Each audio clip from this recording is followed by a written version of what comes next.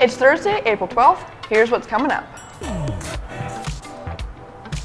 Donald Trump's missile declaration. Worldwide sports news. And Mariah Carey's bipolar disorder diagnosis. This is KLHS. Happy Thursday, Jays. I'm Katie Binhart. And I am Joni Rosebell. Pope Francis says he made grave errors in handling a Chilean sex abuse scandal in a letter Wednesday to the bishops of a Episcopal Conference of Chile released Wednesday. The letter comes after a March report detailing interviews with 64 people affected by the scandal. In the letter published by the Episcopal Conference, the Pope asked for forgiveness. Quote, "At this very moment, I ask forgiveness to all those who I have offended, and I hope to personally do this as well in the next few weeks. In the meetings I will have with the representatives of the people interviewed," he wrote in the letter, which was dated Sunday. In this week's letter, the Pope wrote that after reading the lengthy report and testimonies collected, that he felt pain and shame. In other news, President Donald Trump's morning declaration that nice and new and smart missiles would soon be fired towards Syria caught most of his aides off guard and came before an agreement had been reached between key U.S. allies, multiple American and Western officials said on Wednesday. That Trump would surprise staffers and allies with a morning tweet is not new at all. He regularly sets his own tone for the day on Twitter based on cable television and his own mood. But Wednesday's messages were unique in their telegraphing of upcoming U.S. military action, something Trump vowed he would never do as president. A final decision on how to respond to the weekend's chemical attack in Syria had not yet been made when Trump issued his tweet, the White House said later on Wednesday. Quote, "We're maintaining that we have a number of options and all those options are still on the table. Final decisions haven't been made yet," end quote, coming from Press Secretary Sarah Sanders. Getting a pneumonia diagnosis wrong can be fatal. The problem is particularly acute with infants. According to UNICEF, pneumonia kills 500,000 children under 5 each year in sub-Saharan Africa. In response, there has been formulating ideas about how to tackle the ongoing problem. And eventually, with the help of a tutor at the university in Uganda, there's a team that created a biomedical smart jacket that rapidly increased the accuracy and speed of diagnosing pneumonia. Mama Ope, or Hope for the Mother, so called because of the 27,000 Ugandan children under 5 who died every year from pneumonia, is a jacket that measured body temperature, heart rate, and lung condition. The jacket is connected to a mobile phone app via Bluetooth, which sends records and analyzes the medical data for the healthcare professional to make an informed diagnosis. Yeah, that sounds like it's going to be like a great technological advancement. It's not just for those individuals who are hurt by pneumonia, but for a lot of people in the world. I can only imagine, like the research that had to go into making that. Like, it's right. Pretty advanced. Just like a jacket like this that could tell me what my health status is or diagnose me. Yeah. Well, for more news, let's toss over to Jackson Ogden for some throwback news.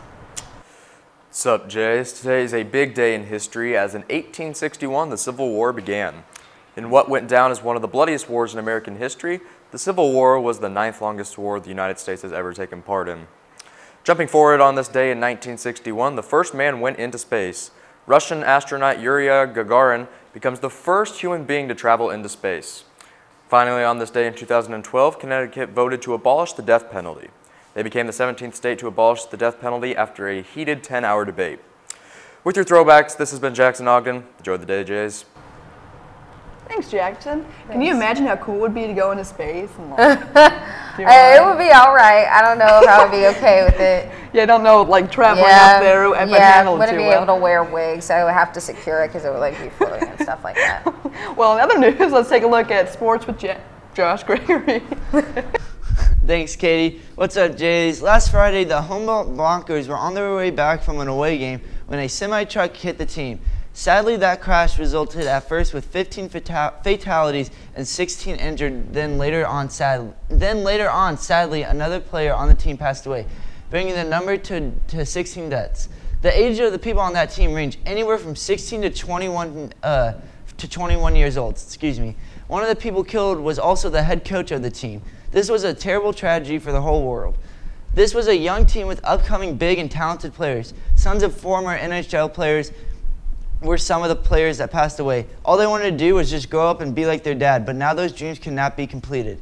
Many NHL teams also held moments of silence the next day to show their condolences. All games in the SJHL League were postponed until this Saturday. The board of the SJHL said the power of healing is the game itself. For this Thursday Worldwide News edition, I only wanted to talk about this tragedy. For KLHS, I'm Josh Gregory. Thanks, Josh. I'm sorry to hear about that tragedy. Yesterday's weather was amazing, though, and made practice a lot more bearable. Yes, it was so pretty outside. Let's head over to Nick to see if this warm weather is going to continue. Thank you, Joni. What do you say, Jays? Today is going to be a hot one, as yesterday was. Current temperature is 66 degrees with the sun in sight. The high today will be a whopping 78 with a low of 64. And into tomorrow, it will be a bit windy with a high of 72 and a low of 45. This weekend will not be in good shape, as the average temperature will be a high of 42 and a low of 31 with cloudy skies. Let's hope some of that warmer lake weather still sticks around, and as Nicholas Benjamina would, I'm going to say that's the way it is. Thanks, Nick. Yeah, the weather is going to be awesome. I'm kind of bummed out about this weekend weather, though. You know, it's so nice now, and it's going to go back. I can't. This morning was beautiful. Yeah. I'll appreciate it while it lasts. Yeah. In other news, Mariah Carey says in a new People magazine cover, talks about being diagnosed with the bipolar disorder and where she is today. Quote, "Until recently, I lived in denial and isolation and in constant fear someone would expose me," she said. Quote, "It was too heavy a burden to carry and I simply couldn't do that anymore. I sought and received treatment. I positive people around me, and I got back to doing what I love, writing songs and making music." Carey said she was first diagnosed in 2001 when she was hospitalized following a breakdown. She said she recently sought treatment after years of upheaval in her personal and professional life. All I know is that's crazy. I never knew that about Mariah Carey at all. We Belong Together and Obsessed used to be my songs back in the day. But also another thing that I used to watch was Roseanne. The Roseanne reboot has reached 25 million viewers, surpassing even the audience for the iconic original run's finale in 1997. It was the strongest debut for any network television show this season, or any season for the past 6 years. But overnight criticism and vows to boycott popped up. People who usually pride themselves in the mantra that loves Trump's hate were calling Roseanne Barr a garbage person over her support for Donald Trump. Some of them were even flaunting their prejudice, prejudging the show without watching any of it. Well, that is all we have for you today. Now, if everyone could please stand for the pledge. I pledge allegiance to the flag of the United States of America and to the republic for which it stands, one nation, under God, indivisible, with liberty and justice for all. That's all we have for you today. From KLHS has been Joni Bell, Josh Gregory, Nick Benjamina, Jackson Ogden, and all of our amazing production crew. I'm Katie Benhart. Have a great Thursday, Jays.